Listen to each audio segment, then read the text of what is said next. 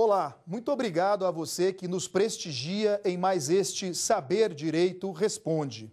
Hoje contamos com a importante participação da Ingrid Araújo, aluna de Direito da Faculdade Estácio, e também do Guilherme Ribeiro, aluno de Ciências Políticas da UNB. Contamos no vídeo com a participação da Bruna Faz, aluna da CESUPA em Belém, e também de Guilherme Gonçalves, do IBMEC, em Belo Horizonte. É importante a participação do Guilherme Ribeiro, das Ciências Políticas, nesse nosso programa, por conta dessa importante visão multidisciplinar, interdisciplinar, que temas como esse da resposta, da reforma política, da reforma eleitoral, tanto reclamam. Afinal, é justamente nas ciências políticas que estudamos, além de outros temas, é claro, a composição das nossas instituições, a própria formação do poder, a distribuição dos assentos, das vagas nos parlamentos. Por isso se faz tão importante, claro, além da ciência política, várias outras áreas do conhecimento, a história, a sociologia, na melhor compreensão da nossa reforma política, da nossa reforma eleitoral. Aliás, talvez seja isso que falte muito nas audiências públicas promovidas Brasil afora. É muito importante contemplarmos, além do direito, também essas outras áreas do conhecimento. Obrigado, portanto, Ingrid, obrigado, portanto, Guilherme, por essa sua participação. E, Ingrid, a sua primeira pergunta, por gentileza. Olá, professor. A emenda constitucional número 97, do ano de 2017, fez alterações nas normas de acesso dos partidos políticos ao fundo partidário. Ela também fez alterações no tempo de propaganda gratuita no rádio e na TV. Eu gostaria de saber quais foram essas alterações e o que as motivou.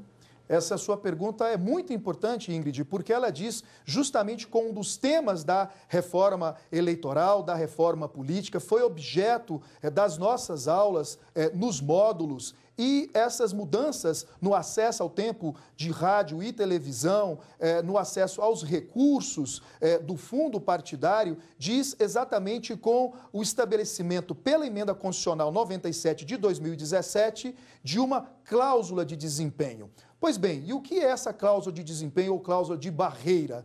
É um novo quociente eleitoral, é uma nova exigência que se faz aos partidos políticos de alcançarem um número específico de parlamentares que variará dessas eleições 2018 até 2030. Nessas eleições 2018, pelo menos 9 parlamentares, até chegarmos a 15 parlamentares em 2030, ou pelo menos um percentual em pelo menos 1/3 de votos válidos das unidades federadas, sob pena de os partidos, então, não terem o chamado funcionamento parlamentar, não poderem participar com seus representantes, com seus eleitos nas comissões parlamentares, por exemplo, e também não ter acesso ao fundo partidário, não ter acesso ao próprio tempo de rádio e televisão. Por isso que será muito importante nessas eleições os partidos conscientizarem os seus candidatos, as suas candidatas, da importância da soma mesmo de votos,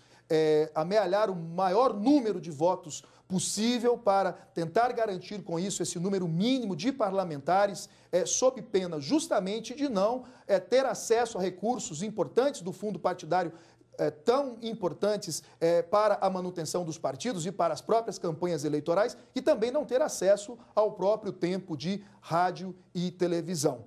Vamos agora à pergunta da Bruna Faz, do CESUP em Belém. Eu me chamo Bruna, moro em Belém do Pará, sou estudante de Direito, atualmente no 9º semestre do CESUPA, Centro Universitário do Pará. Assim que eu me graduar, eu pretendo seguir a carreira de advogada. E dentro do direito eleitoral, professor Joelson, eu gostaria de saber se os recursos arrecadados através do crowdfunding, sendo excedentes, poderiam ser transferidos ao partido político ou seriam devolvidos ao doador. Bruna Faz, com certeza aluna da minha querida e estimada amiga Juliana Freitas, no CESUPA. Importantíssima questão, Bruna, e realmente já há disposição na legislação, na própria resolução do TSE, que disciplina a arrecadação e gastos nas campanhas eleitorais. A legislação nos informa que, se superados ou superada a arrecadação pelo candidato, pela candidata de recursos provenientes das doações individuais, e somados esses recursos com aquele que os partidos, porventura, destinarem aos seus candidatos, que esses recursos poderão, então, ser devolvidos ao próprio partido. É importante que o eleitor, a eleitora, se recorde da importância da sua contribuição financeira para as campanhas eleitorais. Há muito o Supremo Tribunal Federal, pelo menos no sistema que existia antes, proibiu as contribuições, as doações das pessoas jurídicas, das empresas, por isso que se tornou de fundamental importância essas contribuições financeiras das pessoas físicas, do eleitor, da eleitora, lembrando do limite máximo de 10% daquilo que o eleitor, a eleitora teve como remuneração no ano anterior às eleições. Por gentileza, Guilherme, a sua pergunta. Olá, professor. A minha pergunta se refere diretamente ao novo sistema eleitoral proposto. Eu gostaria de saber como esse sistema eleitoral ele vai afetar aos menores partidos e se, de alguma maneira, isso pode gerar uma centralidade de poder na mão dos grandes partidos dentro do Congresso Nacional. Essa sua pergunta, Guilherme, é de fundamental importância e mostra a relevância da ciência política na discussão desses importantes temas da reforma. Nós não precisamos, não podemos jamais nos limitar somente às normas, às regras, aquilo que a legislação estabelece. É muito importante testar os regimes, testar os sistemas, testar os diferentes modelos propostos, identificar as críticas nos próprios países de proveniência desses modelos que, porventura, sequer sejam adotados no Brasil, justamente para não corrermos o risco de substituirmos o nosso regime, nosso sistema eleitoral, por propostas que podem ser ainda mais deficitárias, ainda mais deficientes, com desafios ainda maiores para uma maior representatividade da nossa sociedade.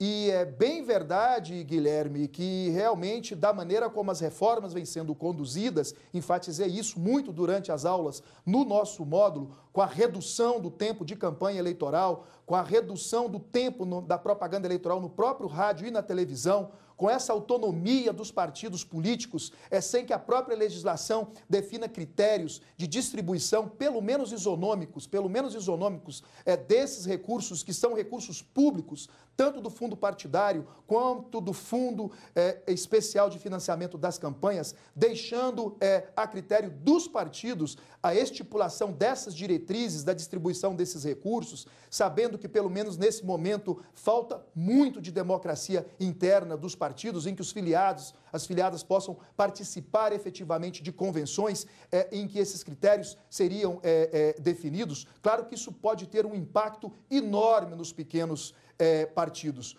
Lembrar que, em breve, nas eleições de 2020, por força da Emenda Constitucional 97 de 2017, já não teremos mais as coligações proporcionais. Então, quando somado esse estado de coisas e as próprias notícias que já vemos aparecer na imprensa, dão conta de que, com o fim das coligações proporcionais, com essa concentração de recursos, acabam se beneficiando mesmo e mais os maiores partidos. Toda a legislação parece ter sido alterada num único propósito: diminuir o número de partidos no Brasil. É claro que é importante cuidarmos da governabilidade, é sempre muito importante discutir o número elevado mesmo de partidos no Brasil, mas, ao mesmo tempo, não podemos esquecer que vem da própria Constituição o pluripartidarismo e o sistema proporcional. E o sistema proporcional justamente para assegurar uma maior representatividade das minorias, não somente das minorias políticas, mas hoje, na concepção mais ampla da própria ciência política, inclusive dos segmentos sociais mais vulneráveis. Por isso que não dá mesmo para pensar nessas alterações sem um estudo mais alentado, sem que se teste nas próximas eleições de que maneira isso acaba por concentrar o tempo de rádio e televisão, os recursos financeiros, que são recursos públicos nesses chamados partidos maiores, com todo o prejuízo para o próprio eleitor, a própria eleitora, que eu insisto sempre que é o maior protagonista das eleições no que diz respeito à sua maior representatividade, tanto em termos de partidos, naquelas ideias, filosofias que o eleitor acredita, como nos próprios segmentos sociais mais vulneráveis, nos parlamentos, nas câmaras municipais, nas assembleias legislativas e também na própria Câmara dos Deputados. Então, é estudar a fundo, testar nas próximas eleições de que maneira isso não afeta a diversidade da nossa sociedade, esse mosaico que tem que estar mesmo muito bem representado nos parlamentos, de que maneira isso não viola o multipartidarismo, o pluripartidarismo ou mesmo o nosso sistema proporcional. E agora vamos a mais uma pergunta do Guilherme Moreira, do IBMEC. Olá, meu nome é Guilherme Moreira Gonçalves, eu sou aluno de Direito, estou no terceiro período da faculdade IBMEC-PH, aqui de Minas Gerais. Estou muito no início do curso ainda, não sei exatamente o que eu quero fazer, pretendo advogar, mas não sei exatamente a área ainda. É isso. Vamos para a minha primeira pergunta. Então, professor, é o seguinte, eu queria saber, porque existe uma divergência doutrinária quando se fala sobre o prefeito itinerante. O que eu quero dizer em prefeito itinerante? É um prefeito que ele se elege por uma cidade, ele é eleito, consegue se reeleger nessa mesma cidade e numa próxima eleição ele tenta se eleger para prefeito de novo, só que para outra cidade. Existe uma divergência doutrinária, doutrinadores discordam sobre isso, se ele poderia se eleger, se ele não poderia se eleger, tem uma divergência doutrinária dos tribunais também. Eu gostaria de entender qual que é o seu entendimento em relação ao prefeito itinerante. Guilherme, muito obrigado pela sua pergunta. Essa questão já está pacificada pela Justiça Eleitoral, pelo próprio Supremo Tribunal Federal, praticamente desde 2008. O prefeito itinerante ou o terceiro mandato entenderam o TSE e o Supremo Tribunal Federal que isso não é possível, porque senão violaria ali a Constituição da República, em seu artigo 14, parágrafo 7º, enfim, que trata justamente dessa possibilidade de reeleição. O entendimento do TSE, do Supremo, foi justamente nesse sentido, que a reeleição era possível apenas uma única vez ali para o mesmo cargo. Não podia o prefeito, portanto, ainda que se afastasse, concorrer, se candidatar em um outro município, justamente para não violar esse princípio da reeleição. É uma matéria que busca preservar as condições de igualdade na disputa, assegurar que, enfim, alguém que já tenha exercido o cargo não leve vantagem em relação a outros que postulam também o mesmo cargo, a outros que se apresentam aí com a sua candidatura. Essa é uma garantia constitucional, as inelegibilidades, as desincompatibilizações, tudo isso está previsto na nossa própria Constituição, vem daí essa atuação do Supremo Tribunal Federal, vem daí essa atuação do próprio Tribunal Superior Eleitoral. Nós vamos a um breve intervalo e regressamos já.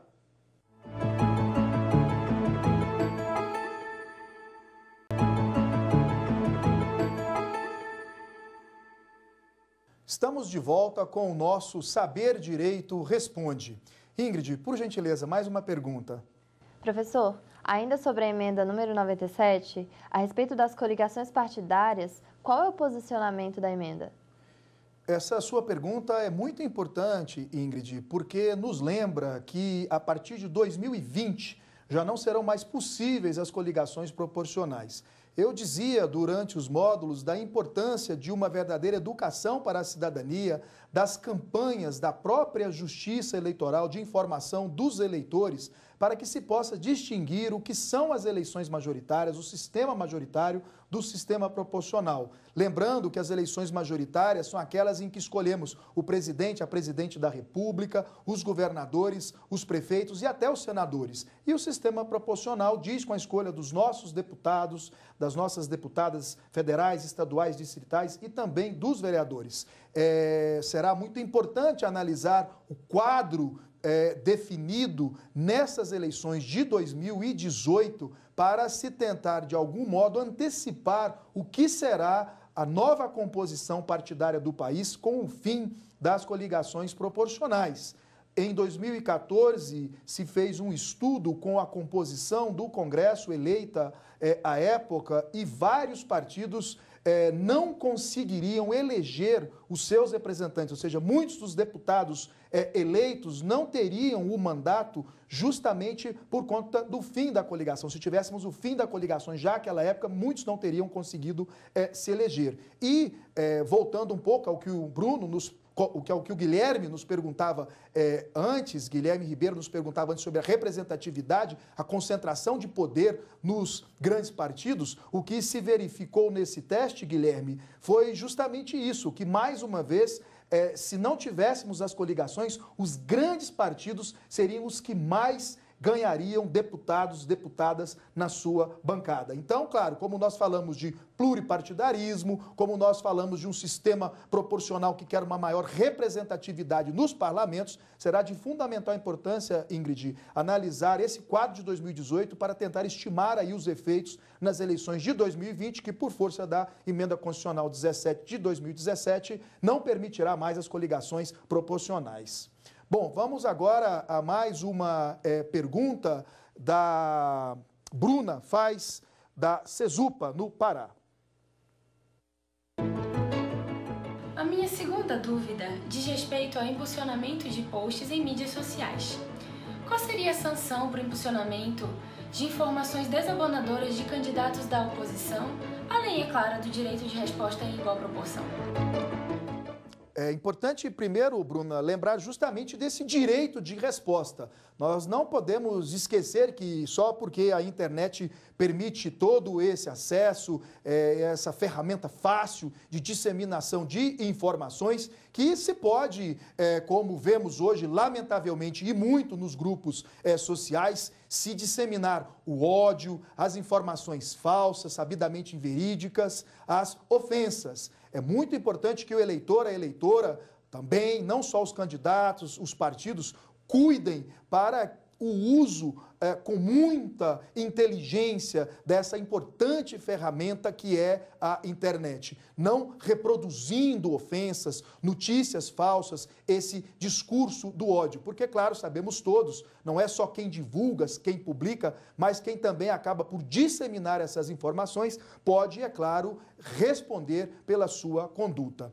É também importante esse seu questionamento por conta do impulsionamento. O impulsionamento foi, como vimos durante as aulas, nos módulos, um dos itens da reforma eleitoral para essas eleições de 2018 e sabemos que o impulsionamento é autorizado somente aos partidos, aos candidatos, e, assim mesmo, limitado à pesquisa no Google e também ao Facebook. Ou seja, qualquer outro método de impulsionamento não previsto na legislação, poderão os partidos, os candidatos, responderem às sanções na legislação, reproduzidas também na resolução do TSE sobre a propaganda eleitoral. Então, é importante que o candidato, a candidata, o partido que vier a fazer uso da internet e das redes sociais, e é muito importante que o faça pela facilidade de disseminação de informações, esteja muito bem informado, informada dessas regras e também das sanções. Lembrando que não é autorizada a propaganda paga, não é autorizada a propaganda em sítios de pessoas jurídicas, não é autorizada a compra de uma mala de e-mails, por exemplo, não é autorizado usar a lista de e-mails de algum órgão público, enfim, uma série de restrições, apesar de toda a liberdade que a legislação garante, e tem que ser assim mesmo, a propaganda eleitoral na internet. Vamos agora a mais uma pergunta do Guilherme Ribeiro, por gentileza. Professor, ainda sobre essas questões do uso da internet, desses novos meios de comunicação, eu gostaria de saber como, com essas mudanças na televisão, no tempo de rádio, a internet vai impactar nessas próximas eleições de 2018 e se a Justiça Eleitoral já prevê alguma regulamentação específica para tratar desses assuntos. Vários aspectos, Guilherme, contemplados nessa sua pergunta. Primeiro, a ênfase de que a Justiça Eleitoral só pode mesmo regulamentar. Se fala muito num poder normativo da Justiça Eleitoral, mas é importante lembrar que a Justiça Eleitoral não legisla e não pode mesmo legislar. Isso é competência e atribuição do nosso Congresso e precisa mesmo seja assim. Então, a Justiça Eleitoral administra as eleições, por isso é importante mesmo possa regulamentar, por isso ela cria todas essas resoluções sobre cada um desses assuntos relacionados às eleições, que eu dizia durante as aulas, de muito fácil acesso na página do Tribunal Superior Eleitoral na internet. E, claro, na medida em que se restringe a propaganda eleitoral, são agora apenas 45 dias dessa propaganda. Na medida em que se restringe a própria duração da propaganda eleitoral gratuita no rádio e na televisão, penso eu que para evitar essa vantagem que os candidatos já detentores de mandato, que os parlamentares, os governantes já detentores de mandato, penso eu que para evitar as vantagens que aqueles também que têm maior acesso à mídia, a grupos de grande expressão, só tem um jeito. Os novos candidatas, os partidos que apresentam aí suas novas propostas, usarem ao máximo a internet para a divulgação das suas propostas. Saber fazer um bom uso da internet no próprio período de pré-campanha, claro, como eu lembrava durante as aulas, desde que não se faça pedido explícito, expresso de votos, mas a própria legislação autoriza os pré-candidatos, as pré-candidatas divulgarem aí nas suas redes sociais a informação da sua pré-candidatura, até mesmo as suas propostas ou alguma crítica mesmo à maneira de governar em alguma localidade. Claro, isso tudo com muita parcimônia, sem que isso vire proselitismo eleitoral, evitando assim que o candidato, o pré-candidato, a pré-candidata possa responder aí por propaganda eleitoral antecipada ou até mesmo por abuso do poder econômico ou político, a depender do caso. Temos que lembrar que nem todos têm acesso à internet, enfim, não é, às vezes, lembrar que em determinados lugares não chega à internet ou os planos de uso da internet, enfim, custam muito às pessoas. Então, assim, também temos que lembrar desses aspectos, não achar que todo mundo tem fácil o acesso à internet que temos nas capitais, por exemplo, ou as pessoas mais abonadas que podem pagar aí por um bom aparelho de celular ou usar um bom plano junto à operadora do seu celular. Mas, sem dúvida alguma, com todas essas restrições na propaganda eleitoral, no tempo de duração das campanhas, para se tentar compensar um pouco dessa vantagem que quem já exerce o mandato, de quem tem maior tempo de exposição à mídia, só mesmo com as informações disponibilizadas ali na internet, nas redes sociais. E daí eu lamentar que se tenha limitado tanto a propaganda eleitoral, proibido a sua veiculação em bens públicos, ainda que não os danifiquem, limitado a propaganda eleitoral até mesmo na residência da pessoa, no imóvel particular, a um mero adesivo e na janela, ou seja, onde se poderia divulgar ali o endereço na internet, divulgar ali as redes sociais para que o eleitor pudesse ele mesmo acessar, verificar aí a compatibilidade da vida pregressa do candidato, da candidata com aquilo que ele postula, com todas essas restrições ao tempo de propaganda e a maneira como essa propaganda é veiculada e onde é veiculada, acaba que limita também o acesso ao conhecimento do próprio eleitor, que eu digo é sempre o principal protagonista, às informações tão necessárias para o seu voto, com muita crítica e muito convencimento. Bom, vamos então agora a mais uma pergunta de Bruna Faz, aluna do CESUP, em Belém. A minha última dúvida é: qual a sanção para a utilização de carros de som ou mini-trios como meio de propaganda eleitoral fora das disposições legais? Excelente pergunta, Bruna, porque nos lembra que uma das alterações na reforma eleitoral para as eleições de 2018 diz justamente com o uso de carros de som ou mini-trios. Agora já não se permite mais o uso de carros de som e mini-trios, a não ser em carreatas, passeata ou algum tipo de reunião pública, ou seja, os carros de som não podem mais pura e simplesmente circular pelas cidades divulgando as suas mensagens. Essa, no meu entendimento, é mais uma modalidade de restrição absolutamente indevida, no meu entendimento até mesmo inconstitucional, da propaganda eleitoral.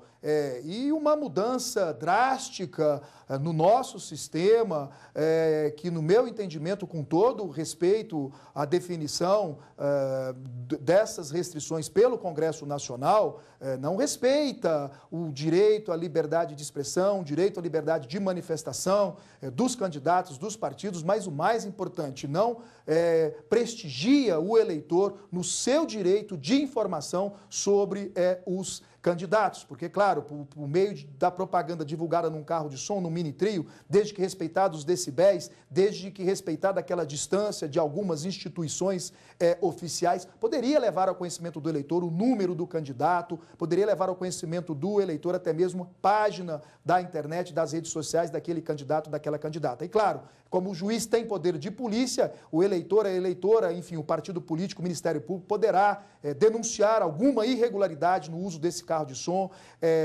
desse mini-trio e, claro, o juiz poderá determinar ali que ao Ministério Público, levar ao conhecimento do Ministério Público para que o Ministério Público tome as providências cabíveis e uma delas será certamente fazer cessar esse tipo de propaganda. E, claro, com toda a defesa que terá o partido, o candidato, no uso desse seu mini-trio, desse carro de som, talvez, quem sabe, arguindo até mesmo a própria inconstitucionalidade. Eu passo agora a pergunta à Ingrid. Por gentileza, Ingrid. Professor, e com relação ao candidato que for eleito por um partido que não preencha os pré-requisitos do parágrafo 3º do artigo 17 da Constituição, como ele se comporta? Esse candidato, Ingrid, que porventura o partido não alcançar a cláusula de barreira ou a cláusula de desempenho, a emenda constitucional autoriza que ele mude, inclusive, de partido, se aquele partido pelo qual foi eleito não alcançar essa cláusula de desempenho ou cláusula de barreira, e não contará para o novo partido o tempo de rádio e de televisão ou os recursos do fundo partidário. Essa também é uma observação muito importante. Enfim, muito obrigado pela sua audiência e mais esse Saber Responde. Gostou das aulas? Qual tema você quer estudar aqui? Mande sua sugestão para o nosso e-mail saberdireito@stf.jus.br ou para o WhatsApp da TV Justiça. O número é este aí que aparece na tela. Você pode ainda estudar pela internet. É só acessar tvjustiça.jus.br.